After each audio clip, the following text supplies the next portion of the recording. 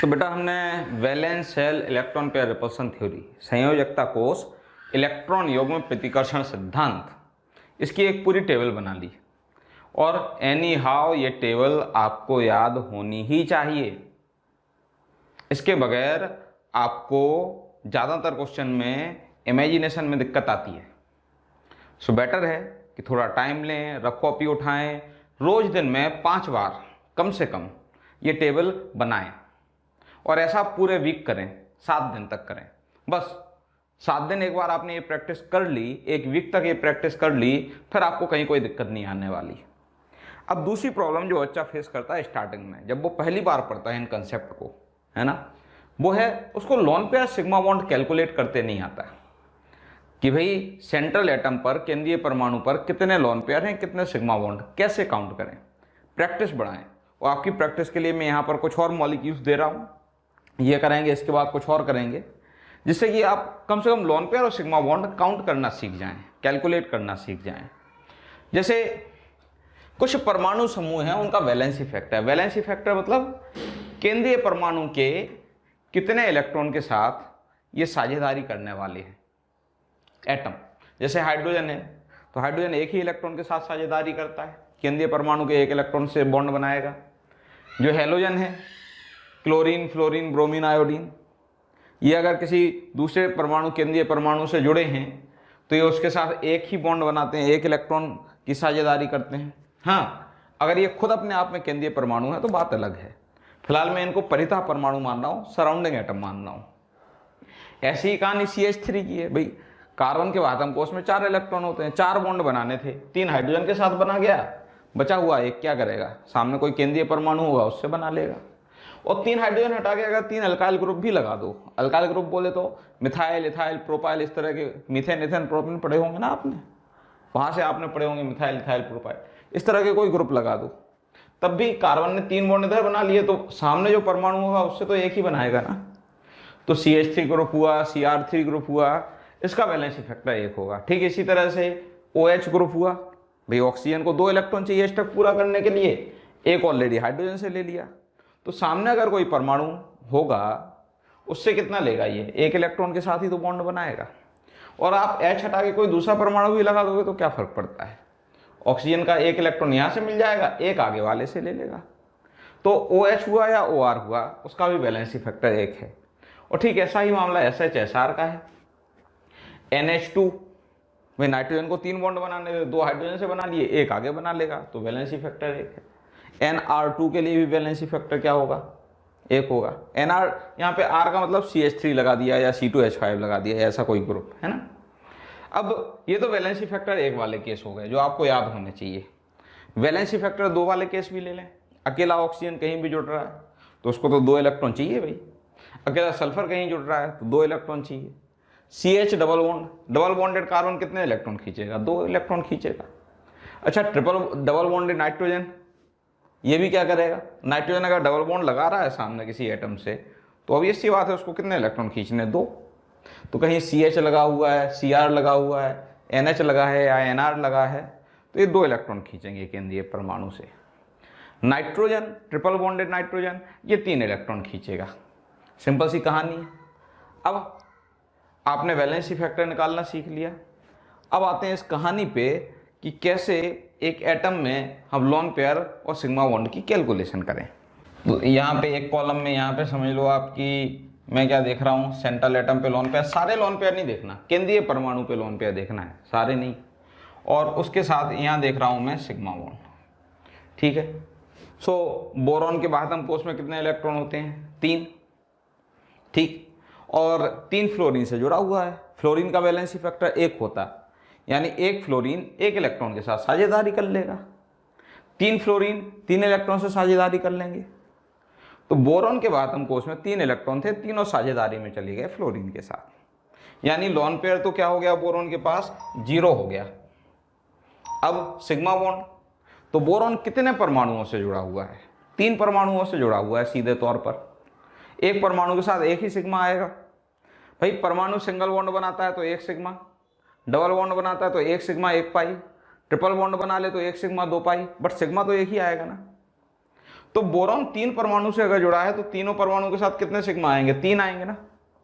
तो BF3 में 0 lone pair 3 sigma bond है। आपसे कोई पूछे कि BF3 कैसा दिखता है, त्रिकोणीय समतलीय दिखता है, कैसे पता चला?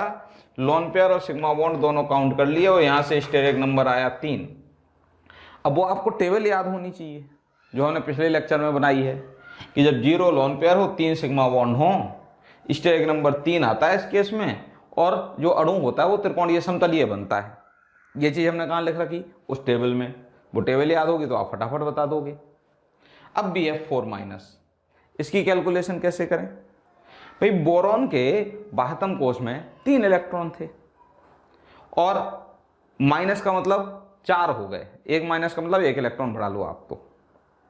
सो BF4 माइनस में बोरॉन के पास 3 थे, माइनस आया 4 हो गए।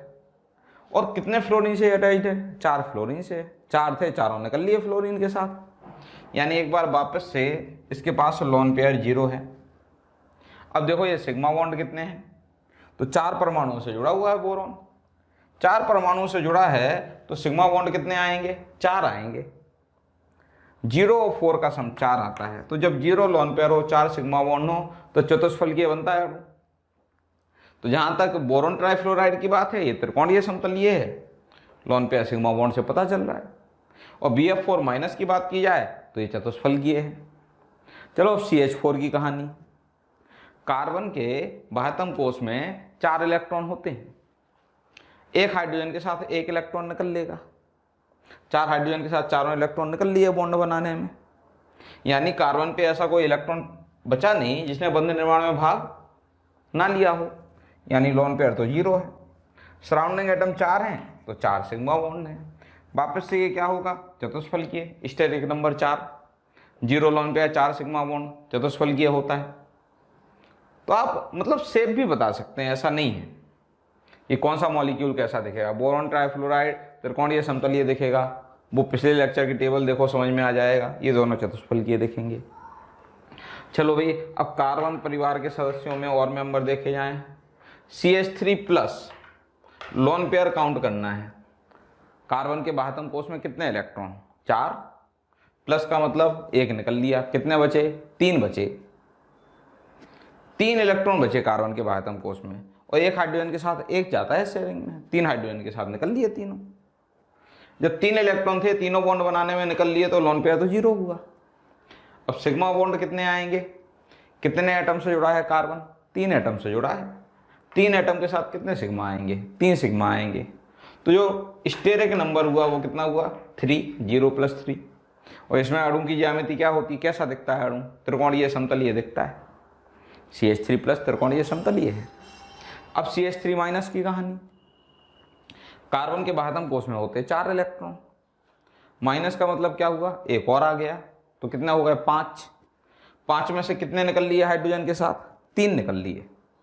तो 5 इलेक्ट्रॉन थे, 3 हाइड्रोजन के साथ निकल लिए। कितने इलेक्ट्रॉन बच गए बाह्यतम कोश में जो नहीं निकल पाए, जिन्होंने बंध नहीं बनाया? 2। और 2 इलेक्ट्रॉन से कितना लोन पेयर बनेगा? 1।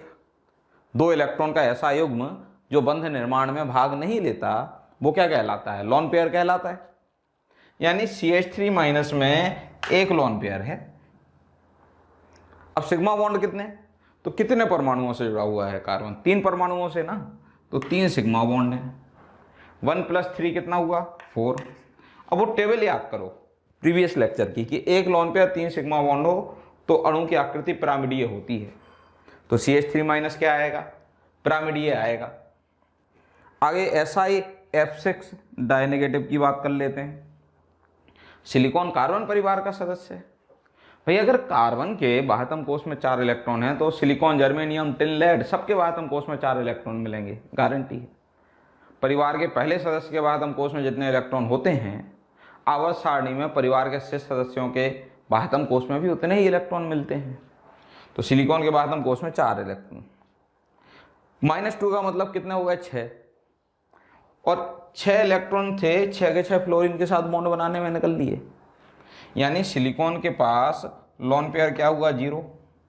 और कितने परमाणुओं से जुड़ा है? 6 परमाणुओं से, तो 6 सिग्मा बॉन्ड आएंगे। तो 0 + 6 कितना हुआ? 6। स्टेरिक नंबर 6 हो, 0 लोन पेयर हो, 6 सिग्मा बॉन्ड हो तो अष्टफलकीय होता है। तो ऐसा ही F6 डाइनेगेटिव क्या होगा, अष्टफलकीय होगा। अब CO2 देखते हैं। चलो भाई इन मॉलिक्यूल को देखा जाए। भाई कार्बन के बाह्यतम कोश में कितने इलेक्ट्रॉन होते हैं, 4। एक ऑक्सीजन के साथ 2 निकल लेंगे, 2 ऑक्सीजन के साथ निकल लिए, चारों 4 थे, चारों ऑक्सीजन का वैलेंसी फैक्टर 2 होता है, याद है ना। तो एक ऑक्सीजन के साथ 2 निकल लिए, दोनों ऑक्सीजन के साथ निकल लिए चारों इलेक्ट्रॉन, यानी कार्बन पर लोन पेयर तो बचा ही नहीं। अब देखते हैं सिग्मा बॉन्ड। कार्बन कितने परमाणुओं से जुड़ा हुआ है, 2 परमाणुओं से जुड़ा हुआ है ना। एक परमाणु के साथ 1 सिग्मा आएगा, 2 परमाणु के साथ 2 सिग्मा आएंगे, तो लोन पेयर 0 है और सिग्मा बॉन्ड कितने हैं, 2 हैं। 0 + 2 का कुल योग कितना हुआ, 2। कौन सा हाइब्रिडाइजेशन आएगा, sp hybridization. Carbon disulphide, carbon के बाह्यतम कोश में 4 इलेक्ट्रॉन थे, 1 सल्फर के साथ 2 गए, 2 सल्फर के साथ कितने निकल लिए, 4, चारों निकल लिए, यानी लोन पेयर 0 है कार्बन पर। सराउंडिंग एटम 2 हैं तो सिग्मा बॉन्ड 2 आएंगे। यहाँ पे रेखीय ज्यामिति बनती है, आपको पता है, अणु रेखीय आता है, 0 लोन पेयर 2 सिग्मा बॉन्ड पे, वो टेबल से पता चलेगा। अगर आपको टेबल याद नहीं है तो आप ये बात नहीं समझ पाओगे बेटा। हाँ टेबल याद है, आप फटाफट समझ जाओगे यार, 0 लोन पेयर 2 सिग्मा बॉन्ड पे तो रेखीय होता है अणु। NH3, नाइट्रोजन के बाह्यतम कोश में कितने इलेक्ट्रॉन होते हैं, 5। हाइड्रोजन के साथ निकल लिए 3, 5 थे, 3 निकल लिए हाइड्रोजन के साथ, कितने बचे, 2 इलेक्ट्रॉन बचे जिन्होंने बंधन निर्माण में भाग नहीं लिया है। 2 इलेक्ट्रॉन से कितना लोन पेयर बनेगा, 1 लोन पेयर बनेगा। अच्छा नाइट्रोजन 3 परमाणुओं से जुड़ा हुआ है, तो 3 परमाणुओं के साथ कितने सिग्मा आएंगे, 3 सिग्मा आएंगे। 1 लोन पेयर 3 सिग्मा बॉन्ड के साथ पिरामिडीय होता है अणु, तो NH3 पिरामिडीय होगा। NH4+, नाइट्रोजन के बाह्यतम कोश में 5 इलेक्ट्रॉन, प्लस का मतलब कितने बचे, 4, प्लस का मतलब 1 इलेक्ट्रॉन बाहर फेंक दिया, 4 बचे। कितने परमाणु से जुड़ा है, 4 हाइड्रोजन के साथ, तो 4 इलेक्ट्रॉन थे, चारों 4 हाइड्रोजन के साथ बंधन निर्माण में आ गए, यानी लोन पेयर क्या हुआ, नाइट्रोजन पे 0। सराउंडिंग एटम 4 हैं, तो 4 सराउंडिंग एटम के साथ कितने सिग्मा बॉन्ड बनेंगे, 4 सिग्मा बॉन्ड बनेंगे। 0 लोन पेयर हो, 4 सिग्मा बॉन्ड हो तो अणु चतुष्फलकीय दिखता है। NH4+ की जो आकृति है वो चतुष्फलकीय है। अब नाइट्रोजन परिवार के अगले सदस्य पे आ जाते हैं, फॉस्फोरस पे। फॉस्फोरस में सपोज PCl3 है ना। अब फॉस्फोरस के बाह्यतम कोश में 5 इलेक्ट्रॉन, 1 क्लोरीन के साथ 1 इलेक्ट्रॉन जाएगा, 3 क्लोरीन के साथ 3 निकल लिए, 5 थे 3 निकल लिए क्लोरीन के साथ, 2 बच गए जिनने बंधन निर्माण में भाग नहीं लिया, और 2 इलेक्ट्रॉन से कितना lone pair, 1 lone pair. Surrounding atom अगर 3 हैं, आसपास के परमाणु 3 से जुड़ा हुआ है तो 3 सिग्मा बॉन्ड, ये भी क्या आएगा, पिरामिडीय। PCl5, फॉस्फोरस के बाह्यतम कोश में होते हैं 5 इलेक्ट्रॉन और 5 क्लोरीन के साथ निकल लिए, तो लोन पेयर हुआ 0। सराउंडिंग एटम कितने हैं, 5, तो 5 सिग्मा बॉन्ड। त्रिकोणीय द्विपिरामिडीय बनता है अणु, याद करो उस टेबल में।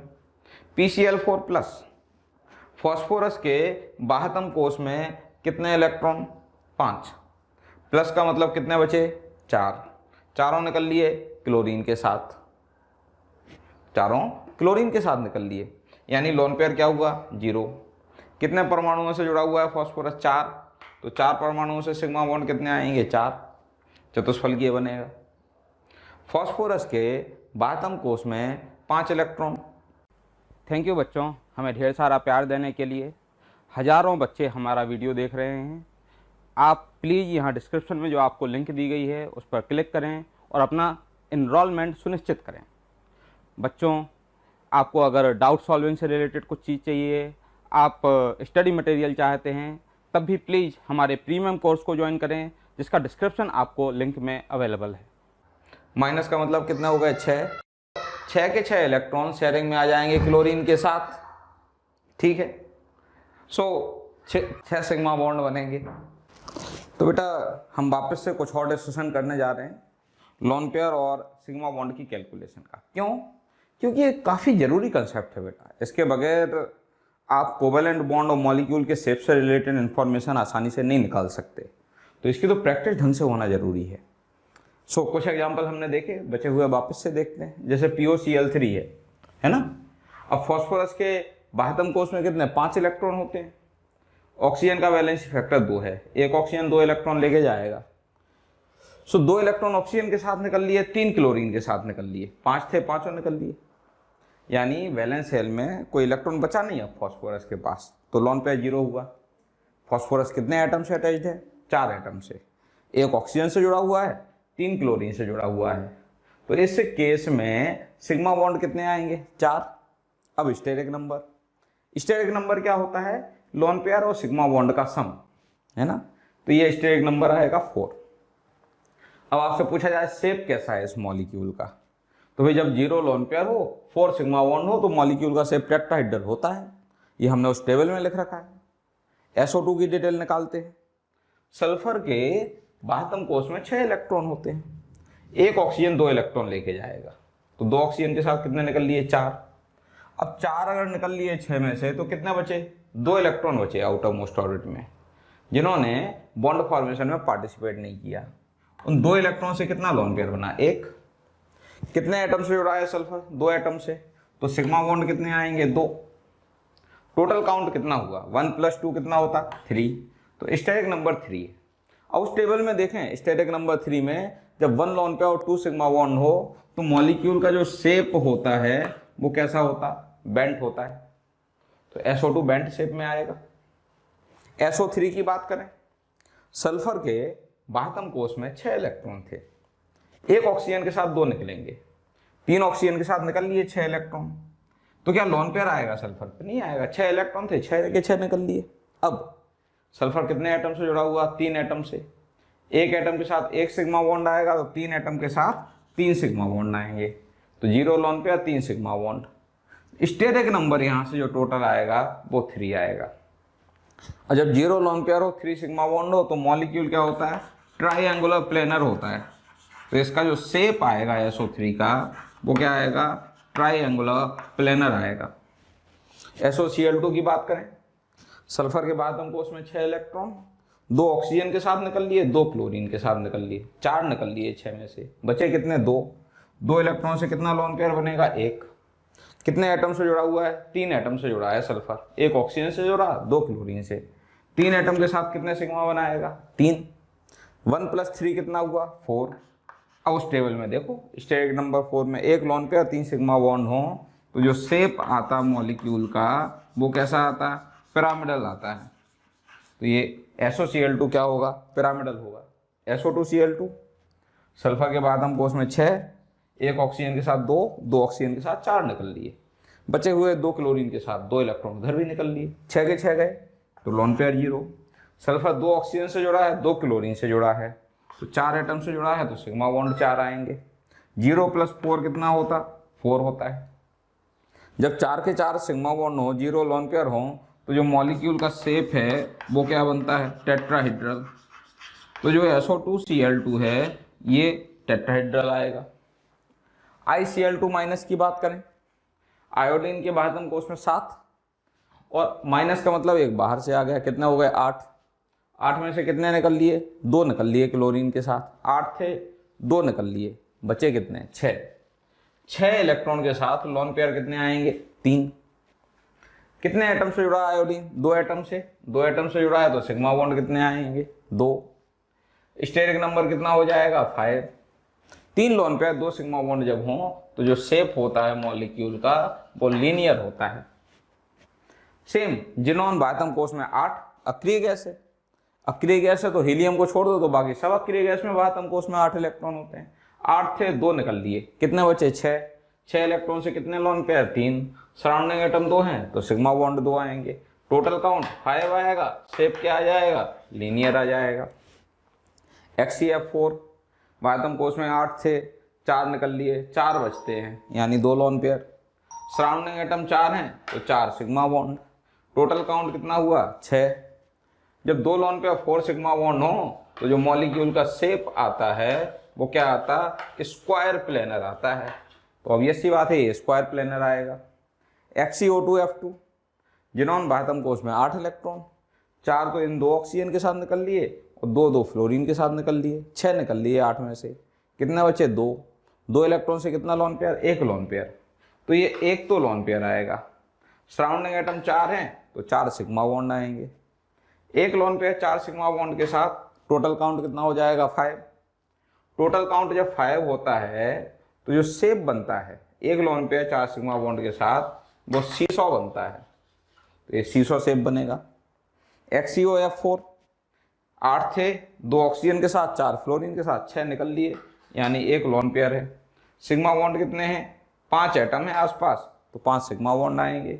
टोटल काउंट 6 हो जाएगा। एक लोन पेयर 5 सिग्मा बॉन्ड के साथ क्या बनता है शेप, स्क्वायर पिरामिडल। तो ये जो मॉलिक्यूल है वो क्या आएगा, स्क्वायर पिरामिडल आएगा। तो इस तरह से आप डिटेल निकाल सकते हैं। चलो एक बार और प्रैक्टिस करते हैं। इस बार हम ऑक्सी एसिड लेते हैं। ऑक्सी एसिड की डिटेल हम निकालेंगे। वैसे ऑक्सी एसिड के लिए आपका काम आसान हो जाता है कब, मैंने आपको पहले ही बताया था जब स्ट्रक्चर हम पढ़ रहे थे कि अगर ऑक्सी एसिड में सेंट्रल एटम सेकेंड पीरियड का है, द्वितीय आवर्त का है, तो स्टेरिक नंबर 3 आएगा, गारंटी है।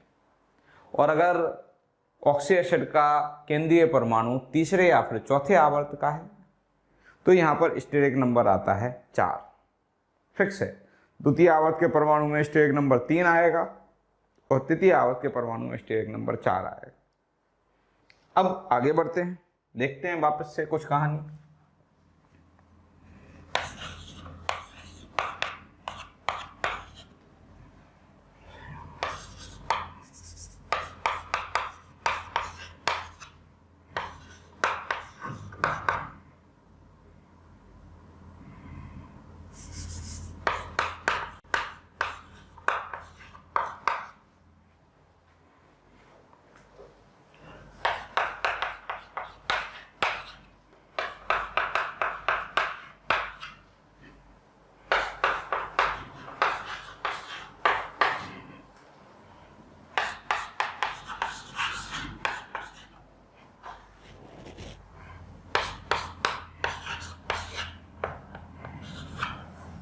चलो ये कुछ ऑक्सी एसिड हैं, आपको इनकी डिटेल बतानी है। केंद्रीय परमाणु दोगे हमेशा। केंद्रीय परमाणु के लिए आपको बताना है कि लोन पेयर कितने, सिग्मा बॉन्ड कितने, शेप किस तरह का बनेगा, ये सारी डिटेल। वापस से वही कहानी है कि बोरॉन के बाह्यतम कोष में कितने इलेक्ट्रॉन होते हैं, 3। और एक OH के साथ कितना इलेक्ट्रॉन शेयरिंग में आ जाता है, 1। तो 3 के साथ क्या होंगे, तीनों इलेक्ट्रॉन शेयरिंग में आ जाएंगे। 3 थे, तीनों शेयरिंग में आ गए, तो जो लोन पेयर होगा बोरॉन पे वो 0 आएगा। अब बोरॉन कितने एटम से जुड़ा है, टोटल एटम तो आपको 6 दिख रहे होंगे, बट हकीकत में बोरॉन कितने एटम से जुड़ा है, 3 ऑक्सीजन से जुड़ा है ना। हाइड्रोजन से तो बोरॉन कोई डायरेक्टली अटैच है नहीं, तो 3 ऑक्सीजन से कितना सिग्मा बनाएगा ये बोरॉन, 3 बनाएगा ना। तो 0 लोन पेयर 3 सिग्मा बॉन्ड का केस हुआ। इस केस में टोटल काउंट 3 आ गया। 0 लोन पेयर हो, 3 सिग्मा बॉन्ड हो, तो शेप क्या होता है, ट्रायंगुलर प्लेनर, त्रिकोणीय समतलीय। चलो इस बार हिंदी में लिख देता हूँ।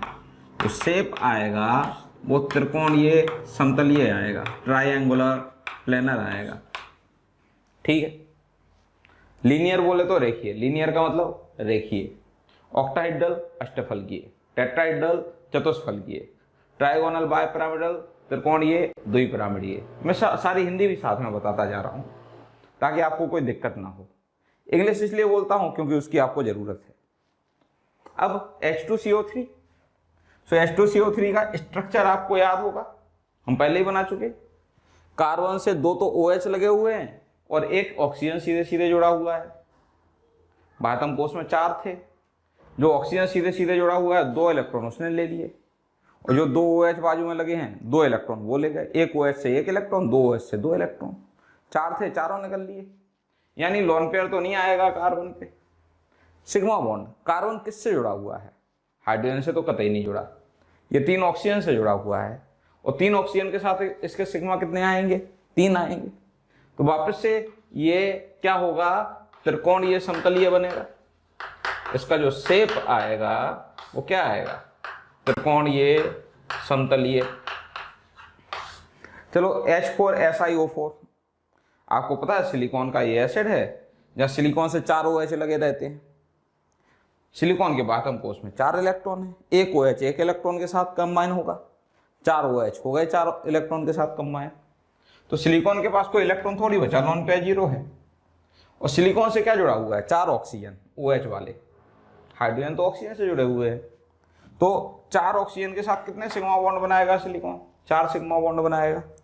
टोटल काउंट कितना आया, 4, और ये क्या हो जाएगा, चतुष्फलकीय हो जाएगा, टेट्राहेड्रल, चतुष्फलकीय। HClO3, क्लोरीन के बाह्यतम कोश में कितने इलेक्ट्रॉन होते हैं, 7 हेलोजन है, ठीक है। अच्छा, HClO3 में 1 OH होगा, बचे हुए 2 ऑक्सीजन सीधे क्लोरीन से जुड़े हुए होंगे। तो 2 ऑक्सीजन जो क्लोरीन से सीधे जुड़े थे, 4 इलेक्ट्रॉन तो वो ले गए, और जो OH था 1 इलेक्ट्रॉन वो ले गया। 7 थे, 7 में से कितने निकल लिए, 2 ऑक्सीजन के साथ 4 निकल लिए, 1 OH के साथ 1 निकल लिया, 5 निकल लिए। 5 निकल लिए तो बचे कितने, 2 इलेक्ट्रॉन बचे जिनने बंध नहीं बनाया है। 2 इलेक्ट्रॉन से कितना लोन पेयर बनेगा, 1 लोन पेयर बनेगा। सराउंडिंग एटम कितने हैं, कितने एटम से जुड़ा हुआ है क्लोरीन, 3 से। 2 तो ऑक्सीजन सीधे सीधे जुड़े हैं, 1 OH वाला ऑक्सीजन, 3 एटम से जुड़ा है, तो क्लोरीन 3 सिग्मा बॉन्ड बना रहा होगा। 1 + 3 कितना हुआ, 4 हुआ। 1 लोन पेयर हो, 3 सिग्मा बॉन्ड हो, तो अणु पिरामिडल बनता है, पिरामिडीय बनता है। तो जो शेप आएगा वो पिरामिडीय आएगा इसका। HNO2, नाइट्रोजन के बाह्यतम कोश में 5 इलेक्ट्रॉन, 1 तो OH लगा हुआ है, तो 5 में से 1 तो निकल लिया OH के साथ, और 1 सीधे सीधे ऑक्सीजन जुड़ा हुआ है नाइट्रोजन से, तो 2 इलेक्ट्रॉन उधर निकल लिए, 5 में से निकल लिए 3, बचे 2। 2 से कितना लोन पेयर बना, 1। सराउंडिंग एटम, कितने एटम जुड़े हैं नाइट्रोजन से, 2 ऑक्सीजन जुड़े हैं, तो 2 सिग्मा बॉन्ड आएंगे। 1 लोन पेयर 2 सिग्मा बॉन्ड के साथ काउंट कितना हुआ, 3। और ये क्या हुई, शेप क्या होता है, मुड़ी हुई आकृति हुई होती है, बेंट, मुड़ा हुआ। HNO3, नाइट्रोजन से 1 OH और 2 सीधे ऑक्सीजन, OH ले गया 1 इलेक्ट्रॉन, और 2 जो सीधे ऑक्सीजन जुड़े थे, 1 से 2, 2 से 4 वो निकल लिए, 5 थे, 5 निकल लिए, लोन पेयर 0 हो गया। सराउंडिंग एटम कितने हैं, 3 ऑक्सीजन से जुड़ा है नाइट्रोजन, हाइड्रोजन तो ऑक्सीजन से जुड़ा हुआ मिलेगा, तो सिग्मा बॉन्ड 3 आएंगे। स्टेरिक नंबर कितना हो जाएगा, 3। स्टेरिक नंबर 3 में जब तीनों लोन पेयर सिग्मा बॉन्ड हो, लोन पेयर ना हो, तो ये क्या होता है अणु, त्रिकोणीय समतलीय। तो नाइट्रोजन के लिए जो ज्यामिति बनेगी वो कौन सी बनेगी, त्रिकोणीय समतलीय। H3PO4, फास्फोरस से 3 OH लगे हैं, 1 डबल बॉन्डेड ऑक्सीजन लगा है, तीनों OH से 3 इलेक्ट्रॉन चले जाएंगे, डबल बॉन्डेड ऑक्सीजन 2 इलेक्ट्रॉन ले जाएगा, थे ही 5 इलेक्ट्रॉन, 5 निकल लिए बॉन्ड बनाने में, लोन पेयर 0। प्यारे बच्चों, रोज़ आपके कमेंट आ रहे हैं कि सर आप इस टॉपिक के बारे में वीडियो बनाएं, इस टॉपिक को थोड़ा सा एलेबोरेट करें, इसको समझाएं। प्लीज़ बेटा हमारे यूट्यूब चैनल को सब्सक्राइब करें और बेल आइकन को दबाएं। दरअसल हो ये रहा है कि कई बार जो टॉपिक आप बोलते हैं ऑलरेडी उस टॉपिक का वीडियो अवेलेबल होता है हमारे यूट्यूब चैनल पर, है ना। सो आप जब बेल आइकॉन प्रेस करते हैं तो आपको उसकी इन्फॉर्मेशन भी मिलेगी और वहाँ से आप हमारे सारे वीडियो देख पाएंगे। फॉस्फोरस कितने एटम से जुड़ा, 4 ऑक्सीजन से, तो कितने सिग्मा, 4 सिग्मा, टोटल काउंट 4। संकरण ज्यामिति क्या बनेगी, चतुष्फलकीय। वो टेबल याद करो, सारी चीज़ें आसान हो जाएंगी। ये भी आप निकाल के देखिएगा, ये मामला क्या हो जाएगा, 0 लोन पेयर आएंगे, 4 सिग्मा बॉन्ड आएंगे, और ये भी चतुष्फलकीय आएगा। अब जो हाइब्रिडाइजेशन ऑक्सी एसिड में आएगा ना, वही हाइब्रिडाइजेशन उस ऑक्सी एसिड से बने हुए ऋणायन में आएगा, क्योंकि आप H+ ही तो बाहर करोगे, और H+ का कोई खास रोल हमारे लिए था भी नहीं भाई। जैसे ही H+ बाहर जाएगा O- बन जाएगा, तो OH भी 1 इलेक्ट्रॉन से साझेदारी करता था, O- भी 1 इलेक्ट्रॉन से साझेदारी करेगा। कहने का मतलब जो रिजल्ट आपने बोरिक एसिड के लिए निकाला है, वही रिजल्ट BO3 का आएगा, सेम रिजल्ट। H+ बाहर करने से क्या बदल जाएगा, जो रिजल्ट आपने कार्बोनिक एसिड के लिए निकाला है, ठीक वही रिजल्ट आपको CO3 डाइनेगेटिव का मिलेगा। जो रिजल्ट आपने इधर निकाला है वही रिजल्ट आपको सिलिकेट SiO4 डाइनेगेटिव 4- का मिलेगा। यहां पर भी HClO3 और ClO3- सेम रिजल्ट शो करेंगे। यहां पर HNO2 ले लो और NO2- ले लो, नाइट्राइट, सेम रिजल्ट आएगा। HNO3 ले लो और NO3 माइनस ले लो, सेम रिजल्ट मिलेगा। H3PO4 ले लो और PO4 3 माइनस ले लो, सेम रिजल्ट मिलेगा।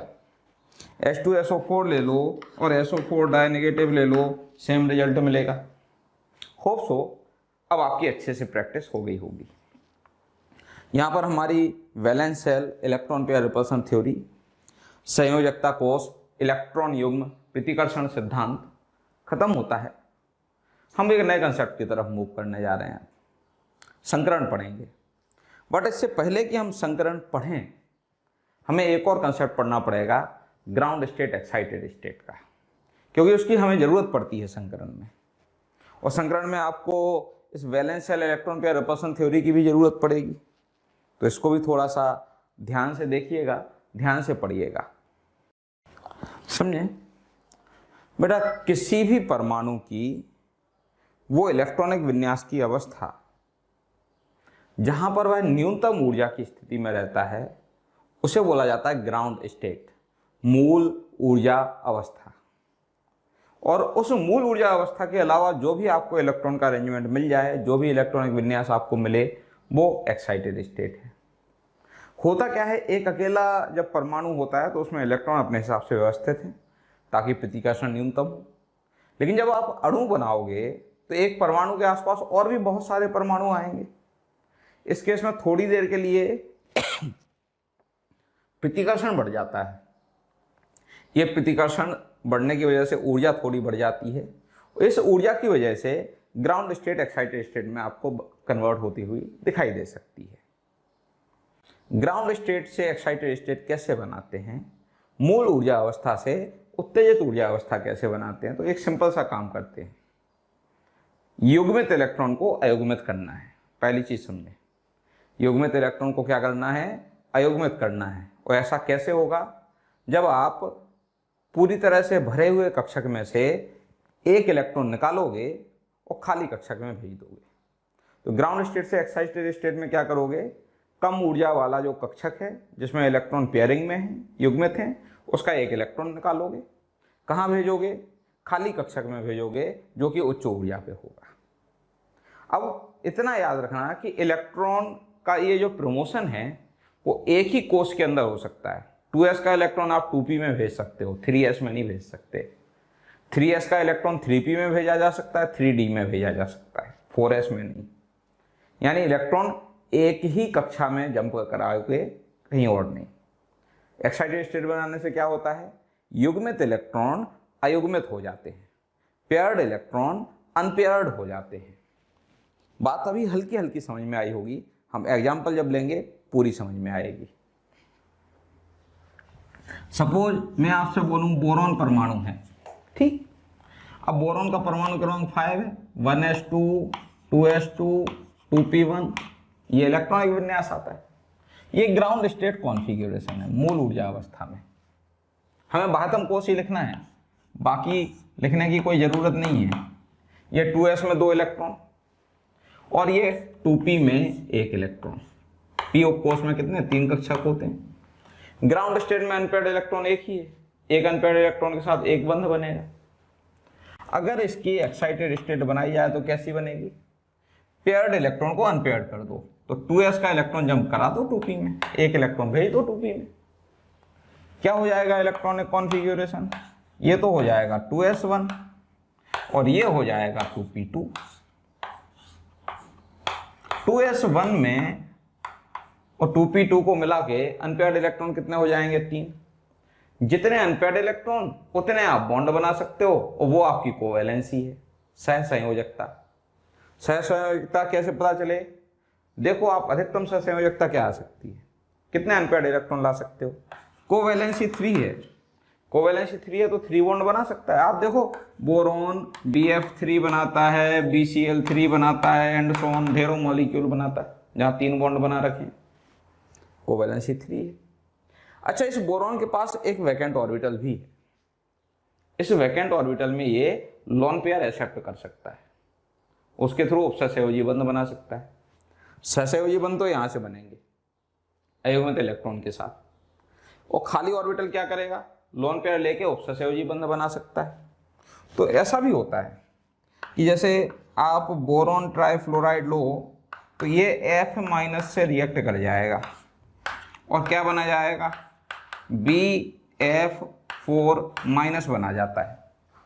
क्यों भाई, बोरॉन के पास एक रिक्त कक्षक था 2p, फ्लोरीन लोन पेयर रखता है, फ्लोरीन के आटम कोष में 7 और 1 8 इलेक्ट्रॉन है, 4 लोन पेयर रख के बैठा है, तो लोन पेयर वो डोनेट कर देगा 2p में और आराम से बॉन्ड बना जाएगा।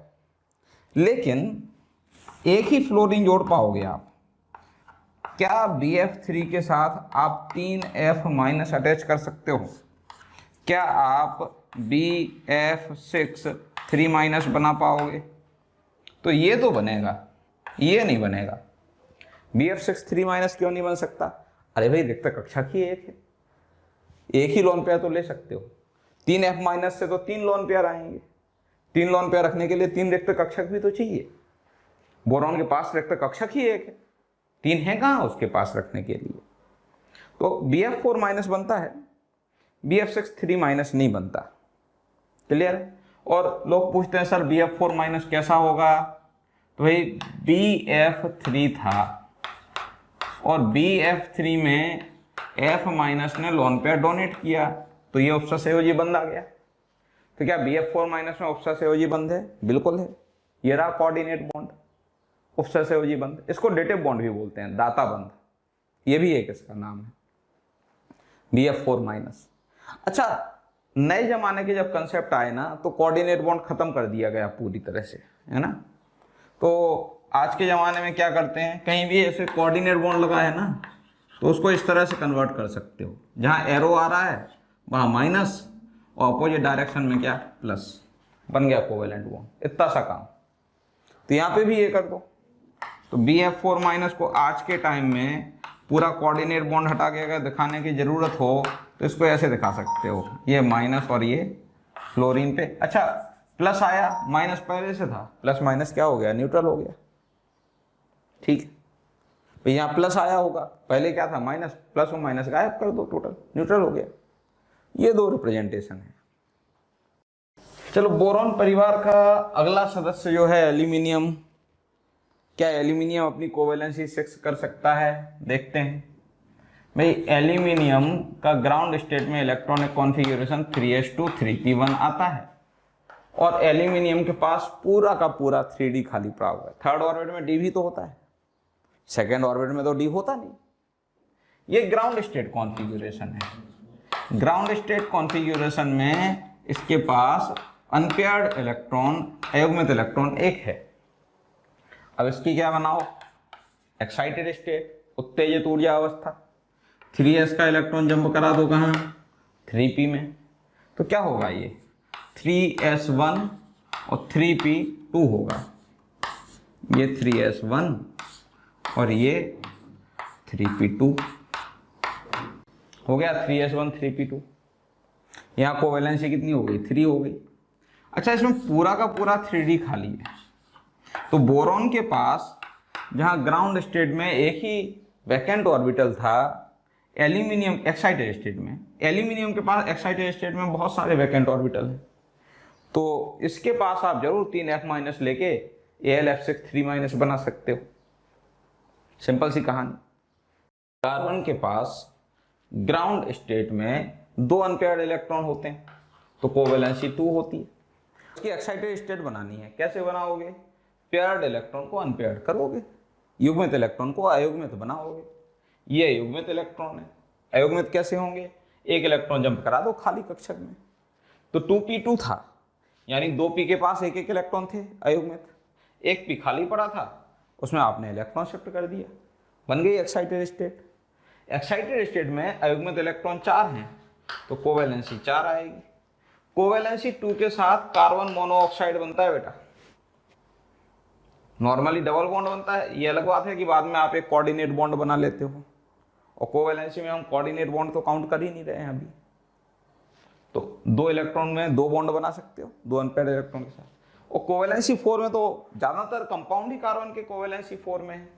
आप CH4 देख लो, CX4 देख लो, जहाँ पर X क्या है, फ्लोरीन, क्लोरीन, ब्रोमीन, आयोडीन। सब में तो 4 बॉन्ड बना रखे हैं। CO2 ले लो, 4 बॉन्ड बना रखे हैं, एक ऑक्सीजन से 2, 2 ऑक्सीजन से 4, 4 बॉन्ड बनाने हैं तो 4 अनपेयर्ड इलेक्ट्रॉन लगेंगे, सीधी सी बात। अच्छा, जैसे हमने BF3 में किया था ना, F माइनस लेके BF4 माइनस बना लिया था, क्या मैं CF4 में F माइनस एक्सेप्ट करके CF6 डाई नेगेटिव बना सकता हूं? बिल्कुल नहीं। क्यों नहीं बना सकता? कार्बन के पास 2 लोन पेयर रखने के लिए रिक्त कक्षक तो हो, है ही नहीं। सेकेंड ऑर्बिट में D तो होता नहीं कि हम बोल दें 2D खाली है उसमें रख लो लोन पेयर, और 2p में ऑलरेडी भरे हुए दिखाई दे रहे हैं तीनों कक्षक। तो CF4 F माइनस को एक्सेप्ट नहीं कर सकता, नहीं बना सकता इस तरह से। हाँ, इसी फैमिली का अगला मेंबर आप सिलिकॉन ले लो। अब देखना, सिलिकॉन का इलेक्ट्रॉनिक विन्यास वार्धन कोष का क्या आएगा? 3s2 3p2, 3d खाली है पूरा का पूरा। ये देखो इसका ग्राउंड स्टेट कॉन्फ़िगरेशन, ये 3s में 2 इलेक्ट्रॉन है और ये 3p में आपको 2 इलेक्ट्रॉन दिखाई देंगे। ये 3d पूरा का पूरा वैकेंट है, खाली है, ठीक। यहां पर कोवैलेंसी कितनी है? 2 है। अब आप इसकी एक्साइटेड स्टेट बनाओ सिलिकॉन की, कैसे बनेगी? 3s का इलेक्ट्रॉन जंप करा दोगे, किसमें जंप कराओगे? 3p में। सो क्या आ जाएगा? ये 3s1 आ जाएगा, 3p3 आ जाएगा, पूरा का पूरा 3d इसमें अभी भी वैकेंट है।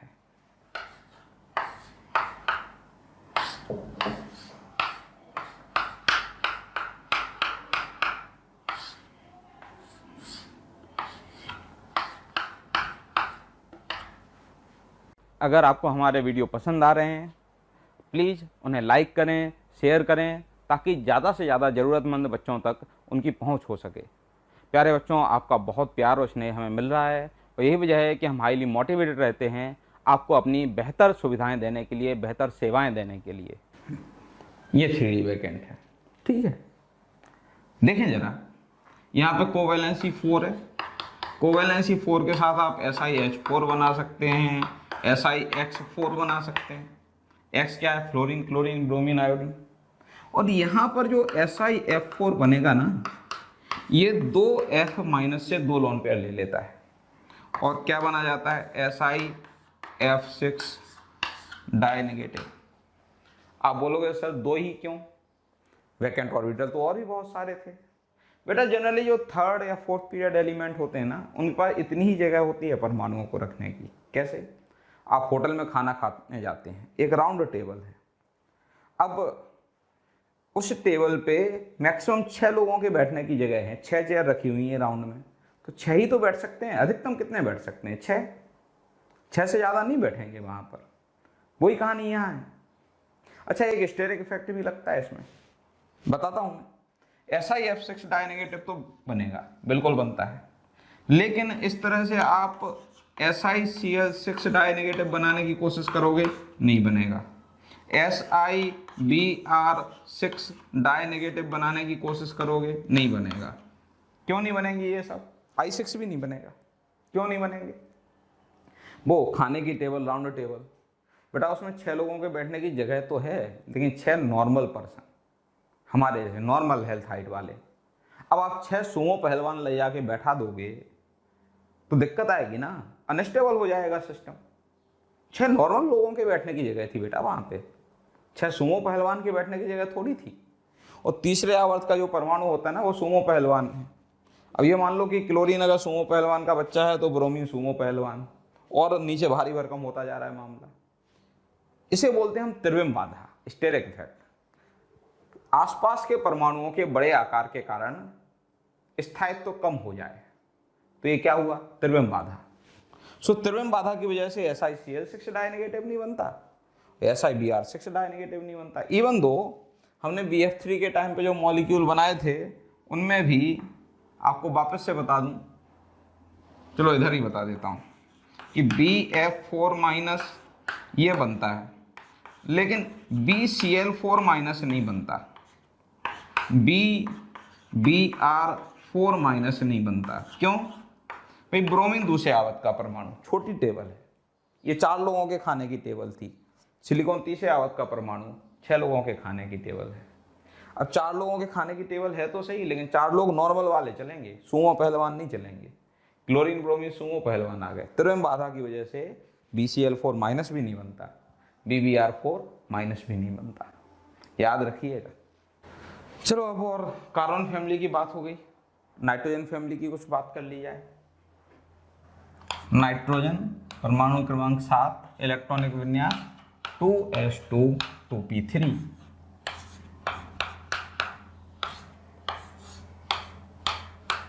और ये इलेक्ट्रॉनिक विन्यास किसका, मूल ऊर्जा अवस्था ग्राउंड स्टेट का। कोवैलेंसी कितनी है, 3, क्योंकि अनपेयर्ड इलेक्ट्रॉन कितने हैं, 3। बेटा NH3 ग्राउंड स्टेट में ही रहेगा, एक्साइटेड स्टेट नहीं बना सकता, इसकी एक्साइटेड स्टेट पॉसिबल नहीं है। क्यों पॉसिबल नहीं है एक्साइटेड स्टेट, सोचो जरा। भाई रिक्त कक्षक कहाँ है जहां पर आप इस इलेक्ट्रॉन को शिफ्ट कर सको। युग्मित इलेक्ट्रॉन को अयुग्मित बनाने के लिए रिक्त कक्षक भी तो लगता है, और यहाँ रिक्त कक्षक है ही नहीं, तो आप एक्साइटेड स्टेट कैसे बनाओगे। ये तो इसी तरह का मामला रहेगा। अब इसी फैमिली का अगला मेंबर उठा लो आप, फॉस्फोरस। फॉस्फोरस का इलेक्ट्रॉनिक विन्यास लास्ट में क्या आता है, 3s2 3p3। लेकिन फॉस्फोरस में 3d भी तो है जो खाली पड़ा हुआ है, आप उसका यूज कर सकते हो। भाई ग्राउंड स्टेट में फॉस्फोरस के पास अनपेयर्ड इलेक्ट्रॉन 3 है,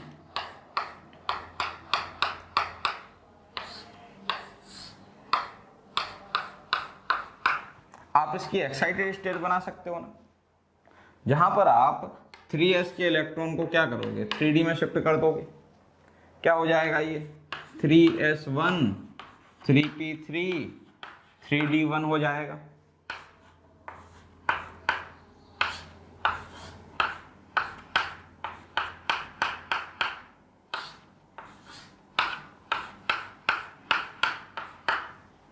ये रहा एक्साइटेड स्टेट, समझे आप। ग्राउंड स्टेट में 3 अनपेयर्ड इलेक्ट्रॉन के साथ कोवेलेंसी 3 है।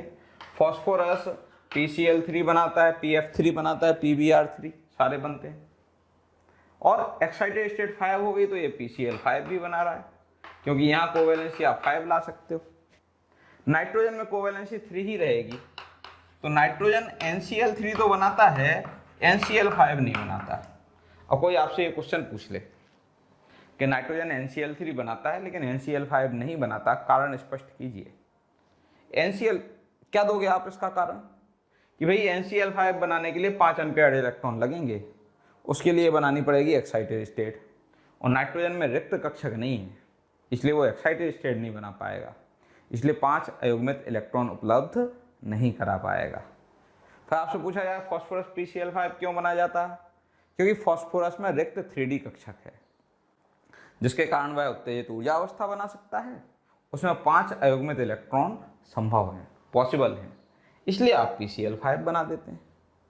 चलो कुछ और एक्साइटेड स्टेट के बारे में बातचीत करते हैं।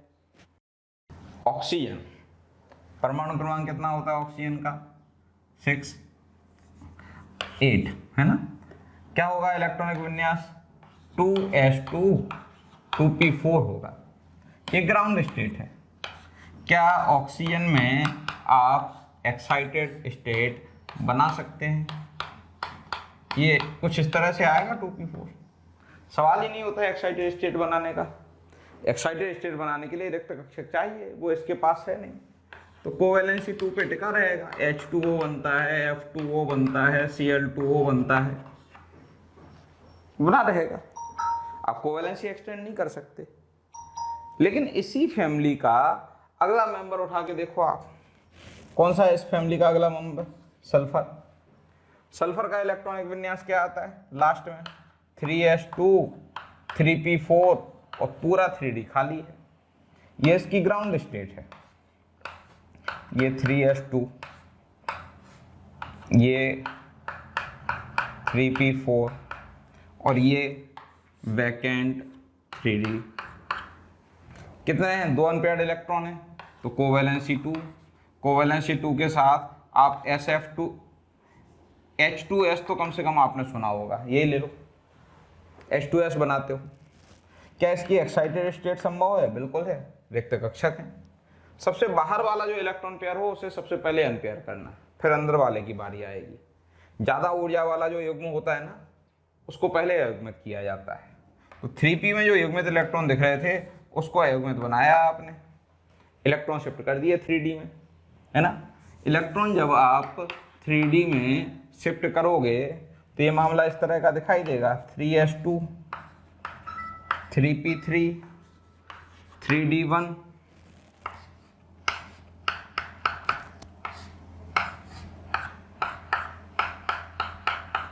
कितने अनपेयर्ड इलेक्ट्रॉन हो गए?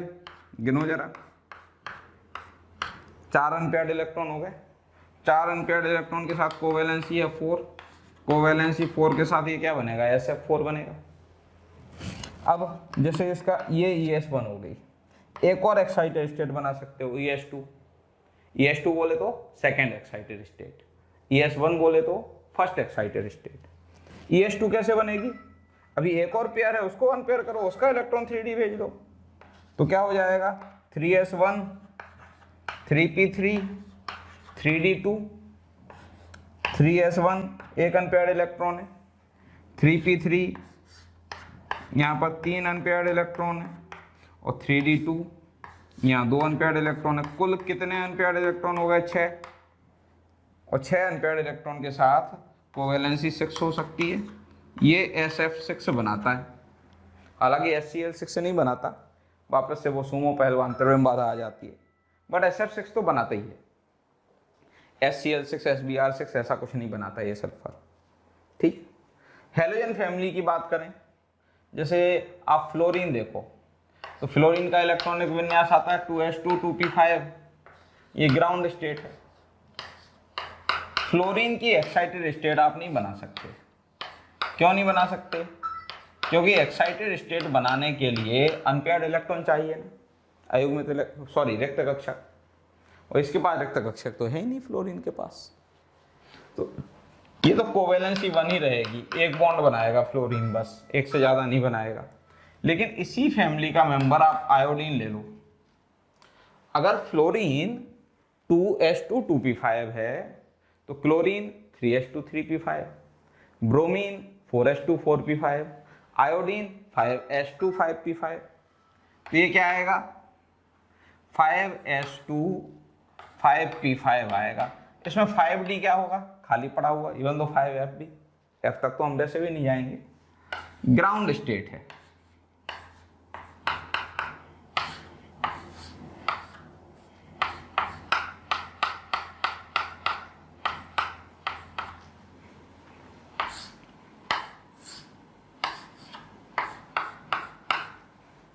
ग्राउंड स्टेट में कितना अनपेयर्ड इलेक्ट्रॉन दिख रहा है?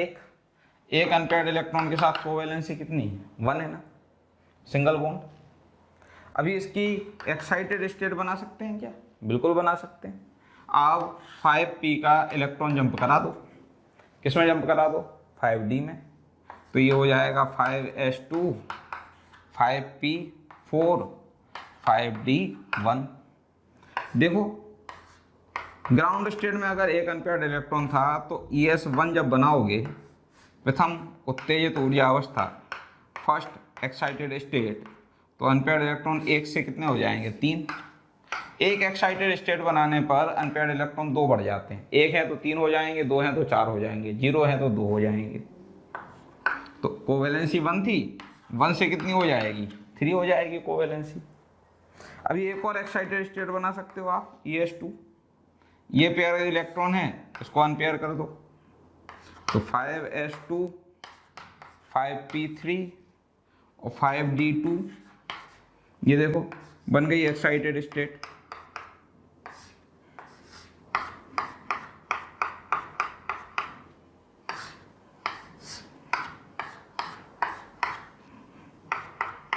कितने अनपेयर्ड इलेक्ट्रॉन दिखाई दे रहे हैं? 5।